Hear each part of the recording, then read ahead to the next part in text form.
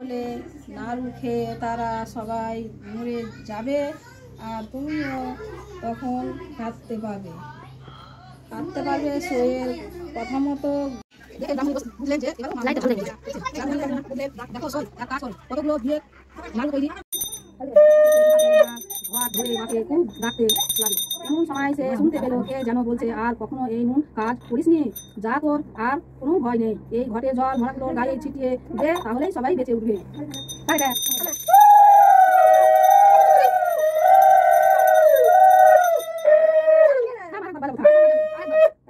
ঘটে জল ছিটিয়ে দেওয়ার ফলে গয়লা বইয়ের সবাই মা মঙ্গলচণ্ডী গয়ায় বেঁচে উঠলো আর তার আগের অবস্থা ফিরে এলো। গয়লা বউ তখন খুব শ্রদ্ধাচারে মার ঘটি তুলে রেখে ছুটে গেল ব্রাহ্মণের কাছে, তাকে সব কথা জানালো আর তার মা তখন জড়িয়ে ধরে আশীর্বাদ চেয়ে নিল। এদিকে গয়লা বইয়ের এই অবস্থা পরিবর্তনের ব্যাপার দেখে সবাই অবাক হয়ে গেল আর গয়লা বউকে ধন ধান্য করতে লাগলো। ব্রতের ফল মঙ্গলচণ্ডীর ব্রত যেই নারী করে চোখের জল মা তারে ভরে।